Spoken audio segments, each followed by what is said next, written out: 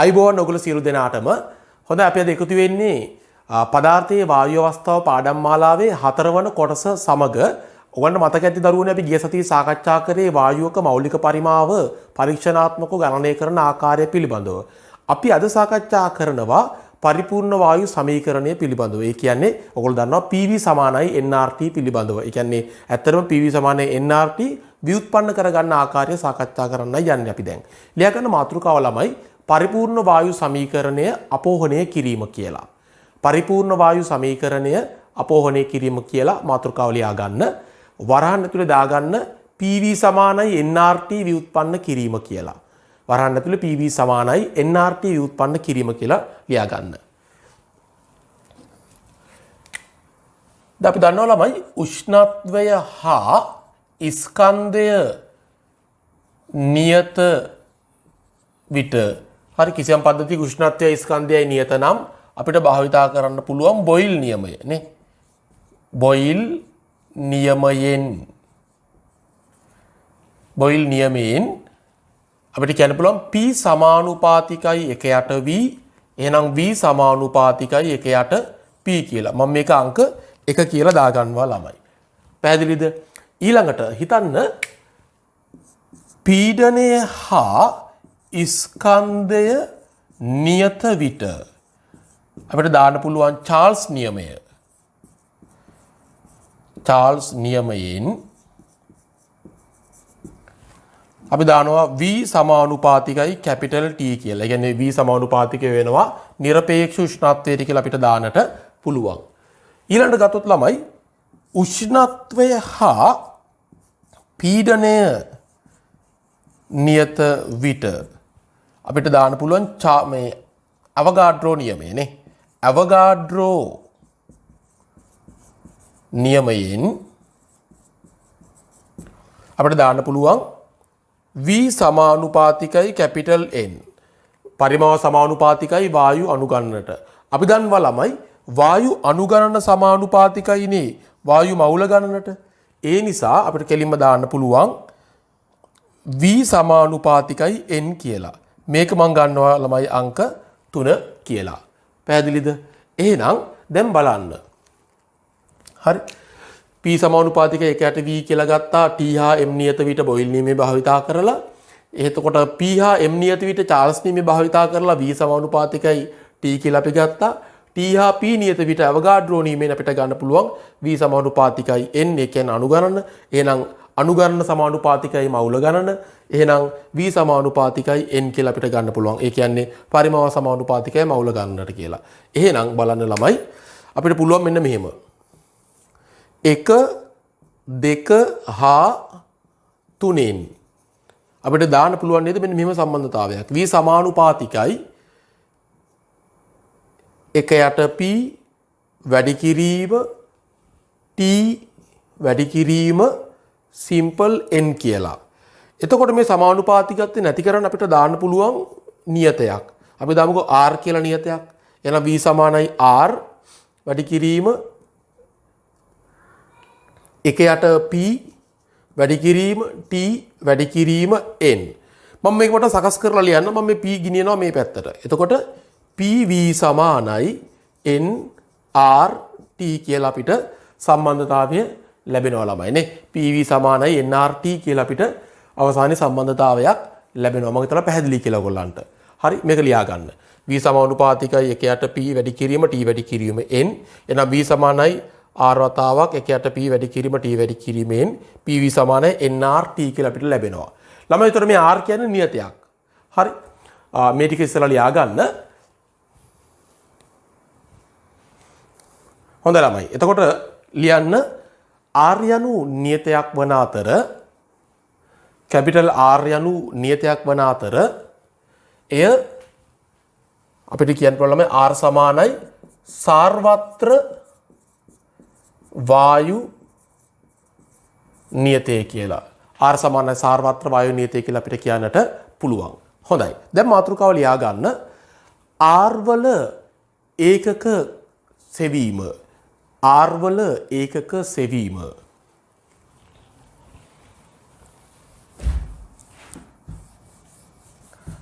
R වල ඒකක සෙවීම.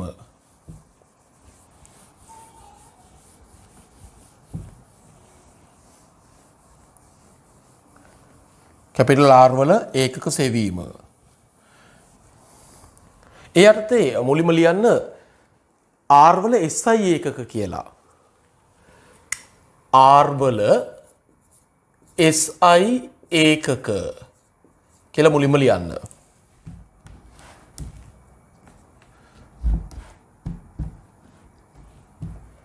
R වල SI ඒකක. හරි. බලන්න කොහොමද මේක හොයන්නේ? මුලින්ම මේකට අපි දානවා ළමයි PV සමානයි nRT කියලා. එහෙනම් R සමානයි PV බෙදීම NT කියලා එනවා. පීඩනයේ SI ඒකකයේ වෙන්නේ වර්ග මීටරයට නිව්ටන්, පරිමාව ඝන මීටර වෙනවා. N කියන්නේ මවුල ගාන අපි mol කියලා දානවා. T කියන්නේ නිරපේක්ෂ උෂ්ණත්වය. ඒක අපි කෙල්වින් කියලා දානවා. දැන් බලන්න ළමයි මෙතන එන්නේ නිව්ටන් මීටර්. මවුල උඩට ගියාමනේ මවුලයට වෙනවා. කෙල්වින් උඩට ගියාම කෙල්විනයට වෙනවා. නිව්ටන් මීටර් කියන්නේ ළමයි ජූල් වලට. එහෙනම් J mol ඍණ 1 K ඍණ 1 කියලා අපිට ලැබෙනවා. පැහැදිලි ඇති. J mol ඍණ 1 K ඍණ 1 කියලා තමයි ළමයි අපිට සම්බන්ධතාවය මෙතන ලැබෙන්නේ. හරි. මේක ලියා ගන්න. හොඳයි ළමයි. ඊළඟට ලියන්න R වල ඒකක ATM ලීටර් ක්‍රමයට කියලා. R වල ඒකක ATM ලීටර් ක්‍රමයට. අපි නැවත වතාවක් දාන්නේ මොකක්ද? අපි නැවත වතාවක් දාන්නේ PV සමානයි nRT ම තමයි. PV සමානයි nRT දානවා. R සමානයි PV බෙදීම NT. ඒතර මෙතන පීඩනය අපි භාවිතා කරන්නේ ATM කියන ඒකකයෙන් පරිමාව ලීටර් වලින් මවුල ගාන නම් mol වලින්මයි එන්නේ. නිරපේක්ෂ උෂ්ණත්වය කෙල්වින් වලින්මයි එන්නේ. එහෙනම් එන්නේ මොකක්ද? ATM ලීටර් මවුලයට කෙල්විනයට කියලා එනවා. ATM ලීටර් මවුලයට කෙල්විනයට කියලා එනවා. ඔක ලියා ගන්න. හොඳයි ළමයි. දැන් ලියා ගන්න R වල අගය ගණනය කිරීම කියලා. ආය අනුමාත්‍රිකාව R වල අගය ගණනය කිරීම කියලා ලියා ගන්න.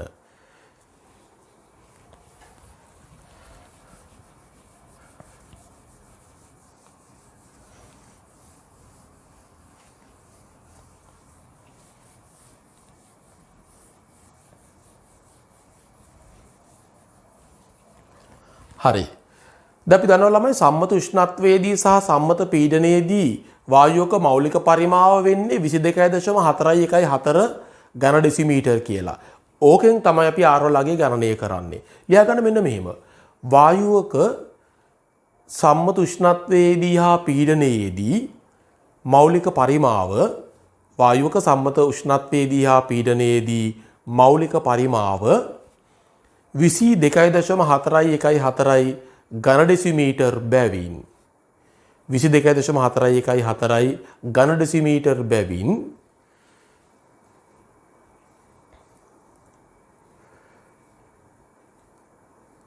එහි R වල අගය පහත පරිදි ගණනය කළ හැක. හරි. දැන් බලන්න ළමයි PV සමානයි nRT අපි දානවා. එහෙනම් R සමානයි PV බෙදීම NT කියලා එනවනේ ළමයි. දැන් සම්මත පීඩනය කියන්නේ මොකක්ද? අපි දන්නවා ළමයි සම්මත පීඩනය කියන්නේ එකයි ATM කියලා ලියන්න පුළුවන්. නමුත් නේද අපි පැස්කල් වලින් නැත්නම් වර්ග මීටරයට නිර්ණ වලින් ලියනවා නම් එහෙම එන්නේ 1.0.1.3.2.5 වැඩි කිරීම 10.5 වර්ග මීටරයට නිව්ටන් කියලා. සම්මත උෂ්ණත්වය අපි කියන්නේ සෙල්සියස් බිඳුව නැත්නම් 273 කෙල්වින් කියලා. නමුත් හරිම අගේ වෙන්නේ ළමයි කීයද? 273.16යි කෙල්වින් තමයි වෙන්නේ. එතකොට දැන් බලන්න මෙතන පීඩන විදිහට අපි දාන්නට ඕනේ 1.0.1.3.2.5 වැඩි කිරීම 10.5යි වර්ග මීටරයට නිව්ටන් වෙනවා. පරිමාව වෙන්නේ ළමයි මෞලික පරිමාවනේ 22.4යි 1.4යි. SI එකක වලින් දාන්නට ඕන නිසා මේක 10 ඍණ 3න් වැඩි කරලා අපි ඝන මීටර් විදියට දානවා. බෙදීම. දැන් මෙතන මෞලික පරිමාව කියන්නේ එක මෞලික පරිමාවනේ. ඒ නිසා මෙතන මෞල ගාන වෙන්නේ 1යි ළමයි. එහෙනම් 1යි මෞල කියලා අපිට දාන්නට පුළුවන්. උෂ්ණත්වයේ නිරපේක්ෂ මේ මෙතන උෂ්ණත්වය එන්නේ 273.16 කෙල්වින්. හොඳයි. මේක සුළු කරන්න බලන්න කී දෙන්නේ කියලා බලන්න ඕගොල්ලෝ. හොඳයි ළමයි මේක සුළු කරපුවම ඔයගලන්ට එන්නට ඕනේ 8.314 JMOL ඍණ 1 K ඍණ 1 කියන පිළිතුර ලැබෙනවා. 8.314 JMOL ඍණ 1 K ඍණ 1 කියන පිළිතුර තමයි ළමයි ඔයගොල්ලන්ට අනිවාර්යෙන් ලැබෙන්නට ඕනේ. හොඳයි. දැන් ඊළඟට ලියා ගන්න R වල අගය ATM ලීටර් ක්‍රමයට සෙවීම.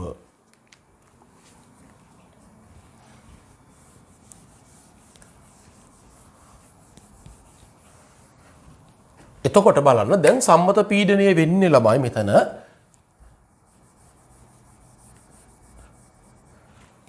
එකයි ATM කියලා අපි ගන්නෙ. හරි. සම්මත උෂ්ණත්වය 203.16 කෙල්වින්ම තමයි. හරි. එතකොට දැන් බලන්න R සමානයි පීඩනය එන්නේ එකයි ATM පරිමාව වෙන්නේ ළමයි 22.414යි. ඝන ඩෙසිමීටර් කිව්වත් ලීටර් කිව්වත් දෙකම එකයි. ඒ නිසා 22.414 ලීටර් මෙතන දාන්නේ. මෞල සංඛ්‍යාව එකයි මෞලම තමයි. උෂ්ණත්වය වෙන්නේ ළමයි 273.16 කෙල්වින්ම තමයි. ඒ නිසා අපිට ලැබෙන අගය මේක ගණනය කරපුවම කීයක් වෙයිද? ගණනය කරලා බලන්න කීය දෙන්නේ කියලා.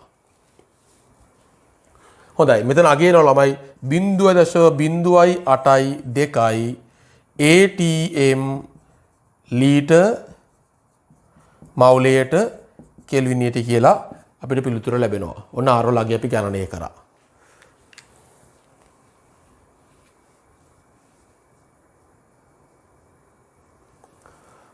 හොඳයි. දැන් මාතෘකාවක් ලියා ගන්න ළමයි ඩෝල්ටන්ගේ ආංශික පීඩන නියමය කියලා. මේකත් තව වැදගත් නියමයක්. ඇත්තටම අපිට මේ ගොඩක් වායු හා සම්බන්ධ ගණනය කිරීම වලට ගොඩක් වැදගත් වෙන නියමයක් තමයි ළමයි ඩෝල්ටන්ගේ ආංශික පීඩන නියමය කියන්නේ. හරි. මාතෘකාව ලියා ගන්න ඩෝල්ටන්ගේ ආංශික පීඩන නියමය කියලා.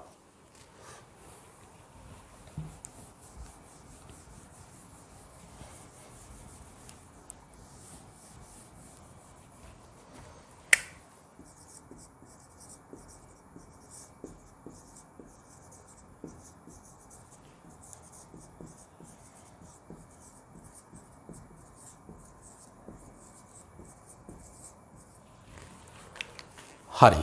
ඩෝල්ටන්ගේ ආංශික පීඩන නියමය කියලා මාතෘකාව ලියා ගන්න නැතිව ඔයගොල්ලෝ ලියා ගන්න මෙන්න මෙහෙම. ලියන්න එකිනෙක අන්තර්ක්‍රියා නොකරන වායුන් දෙකකින් හෝ වැඩි ගණනකින් සැදී පද්ධතියක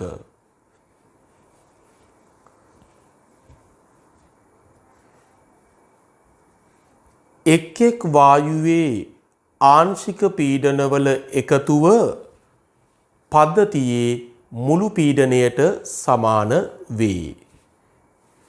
අය ආගන්න ඕන නම් එකිනෙක අන්තර්ක්‍රියා නොකරන වායුන් දෙකකින් හෝ වැඩි ගණනකින් සැදී පද්ධතියක එක් සංරචකයේ ආංශික පීඩනවල එකතුව පද්ධතියේ මුළු පීඩනයට සමාන වේ.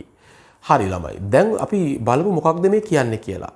දැන් කියනවා වායුන් දෙකක් හෝ වැඩි ගණනක් තියෙනවලු මේගොල්ලෝ එකිනෙක අන්තර්ක්‍රියා කරන්නේ නැහැලු. ඒ කියන්නේ මේගොල්ලෝ අතර ප්‍රතික්‍රියාවක් සිදු වෙන්නේ නැහැලු. ඒතර මේගොල්ලෝ එකම පද්ධතියකලු ඉන්නේ. ඒ ඉන්නකොට එක එක වායුවේ ආංශික පීඩනය පද්ධතියේ මුළු පීඩනයට සමාන වෙනවා කියලා කියනවා. හරි. දැන් ඕකම අපි මෙහෙම පැහැදිලි කරගමුකෝ. හිතන්න. ඔන්න දැන්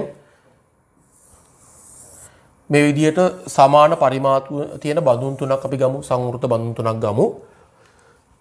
තව බඳුනක් මම පල්ලෙහාන් වෙනම අදින්නම්. මේ ඔක්කොගෙම පරිමාව සමානයි කියලා හිතන්න. අපි ගමු මේගොල්ලන්ගේ පරිමාව v කියලා. හරි. මෙයාගේ පරිමාව v, මෙයාගේත් v, මෙයාගේත් v, මෙයාගේත් v. මෙයා ඉන්නේ T කෙල්වින් කියන උෂ්ණත්වයේ, මෙයා ඉන්නේ T කෙල්වින් කියන උෂ්ණත්වයේ, මෙයාත් T කෙල්වින් උෂ්ණත්වයේ ඉන්නේ, මෙයාත් T කෙල්වින් උෂ්ණත්වයේ ඉන්නේ.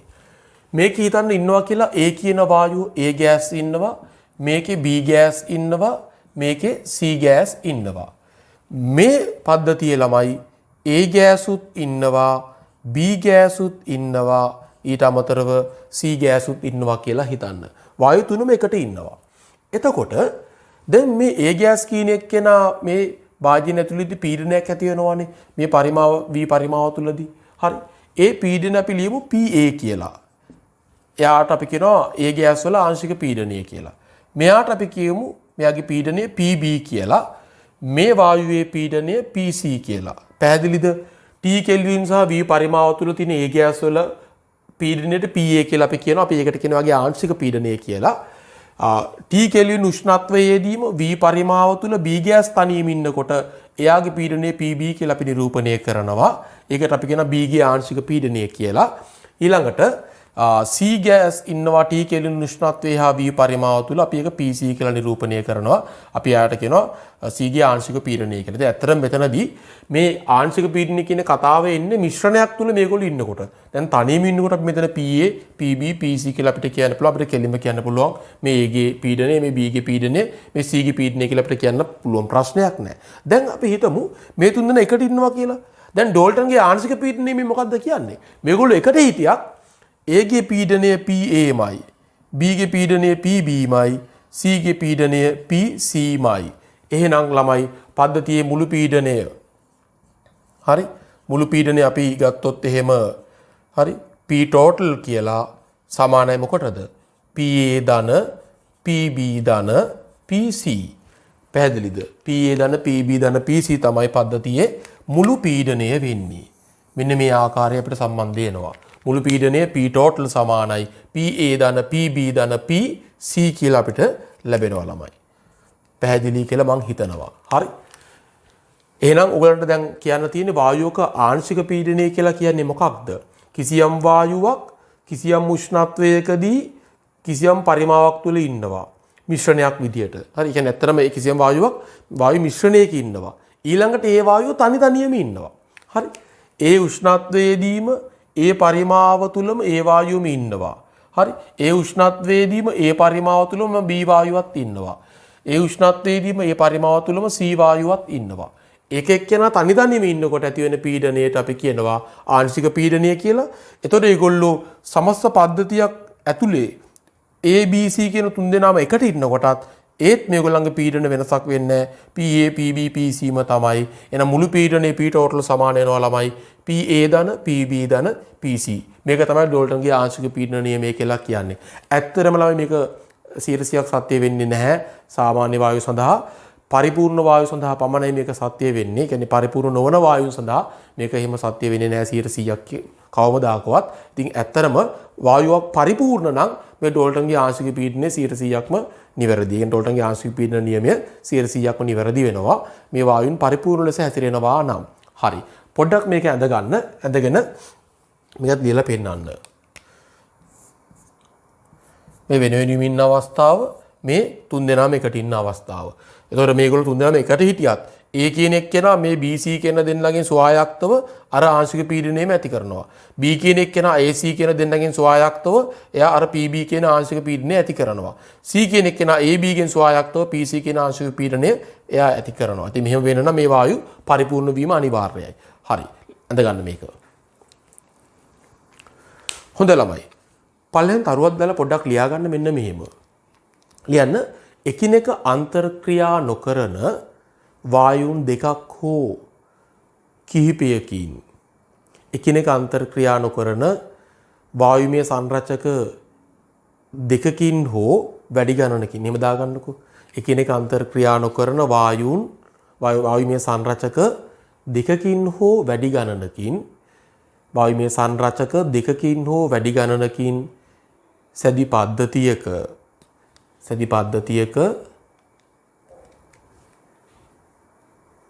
එම උෂ්ණත්වයේදීම එම පරිමාව තුලම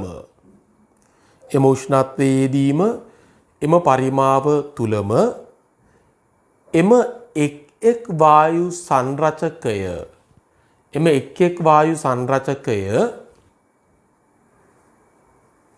තනි තනිව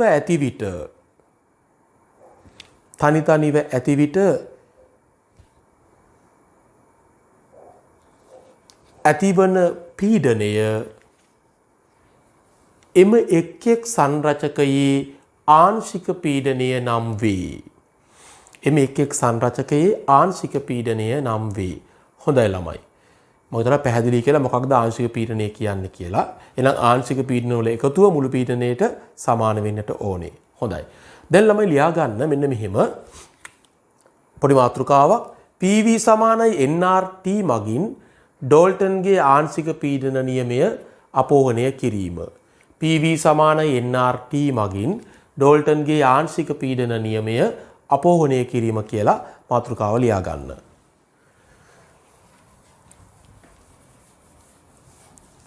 දැන් මේ සඳහාත් මම ළමයි ගන්නේ මේ ABC වායුමය පද්ධතියම තමයි ගන්නෙ මම. හරි?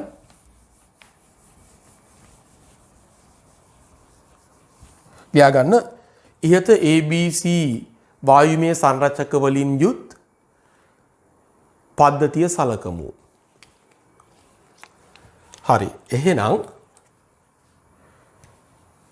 A gas සඳහා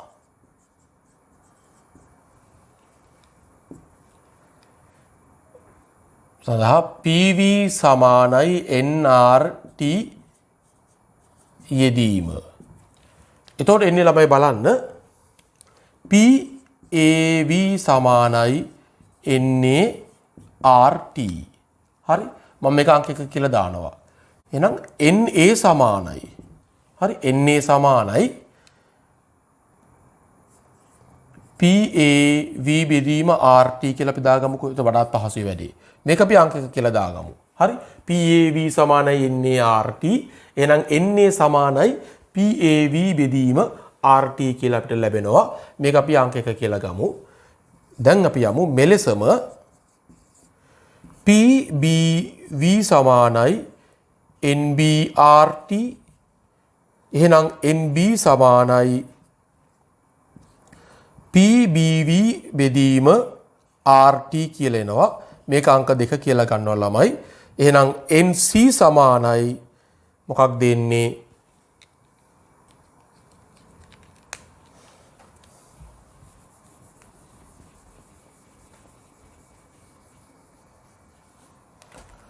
හොඳයි. මෙලෙසම අපිට පුළුවන් ළමයි NB සමානයි PBV බෙදීම RT කියලා ගන්න. මේක අපි අංක 2 කියලා ගමු. ඊළඟට NC සමානයි PCV බෙදීම RT කියලා මේක අංක 3 කියලා ගමු. හරි? බදලා පැහැදිලි. ඊළඟට ළමයි N total සමානයි P total V බෙදීම RT කියලා ගමු. ඒක මම අංක 4 කියලා ගන්නවා. පැහැදිලිද?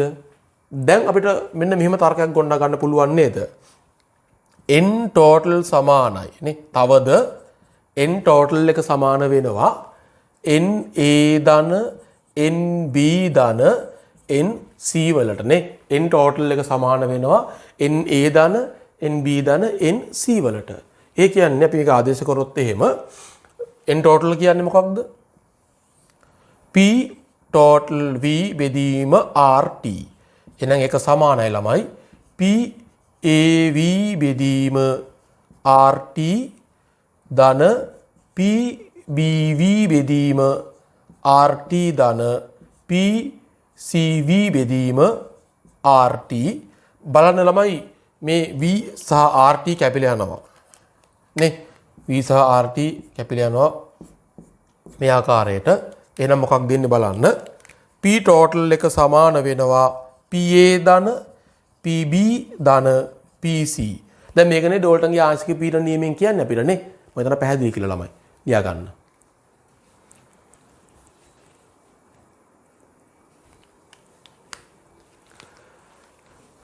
හොඳයි ළමයි. දැන් අපි ඊළඟ මාතෘකාව ලියාගමු මෙන්න මෙහෙම. ලියන්න වායුවක ආංශික පීඩනය හා එහි මවුල භාගය අතර සම්බන්ධතාවය.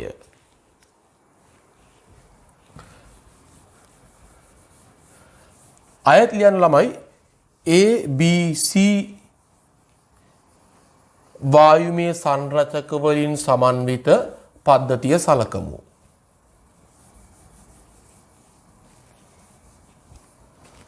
අල විදිහටම A ගෑස් සඳහා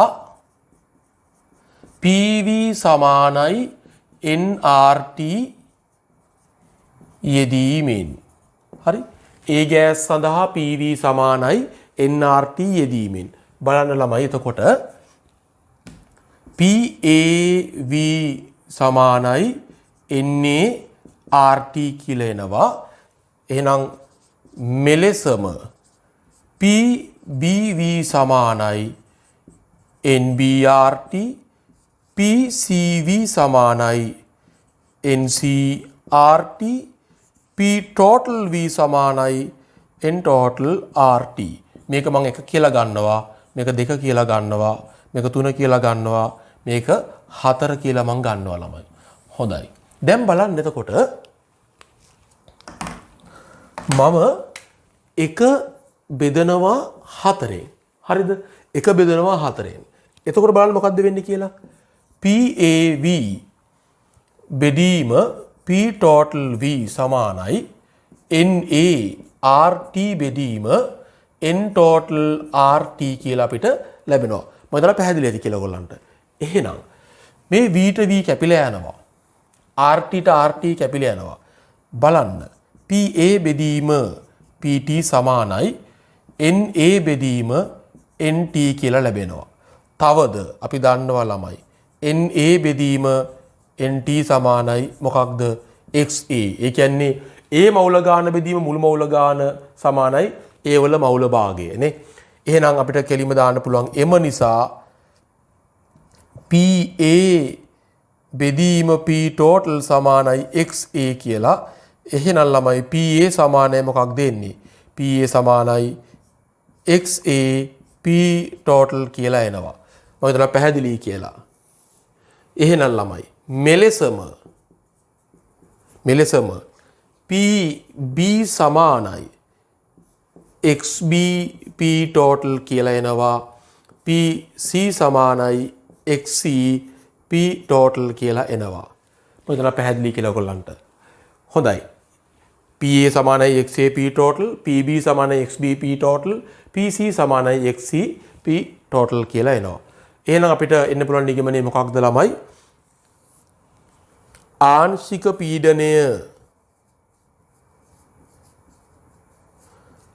පීඩනය සමාන වෙනවා සංරචකයේ මවුල භාගය වැඩි කිරීම මුළු පීඩනයේ ළමයි නේ. සංරචකයේ මවුල භාගයේ වැඩි කිරීම මුළු පීඩනය තමයි ආංශික පීඩනය කියලා අපිට ලැබෙන්නේ. මේක ලියාගන්න ඉතා වැදගත් සම්බන්ධතාවයක් මේක. ආංශික පීඩනය සමාන වෙනවා සංරචකයේ මවුල භාගයේ වැඩි කිරීම මුළු පීඩනය කියන එකට. මේක ලියාගන්න ළමයි.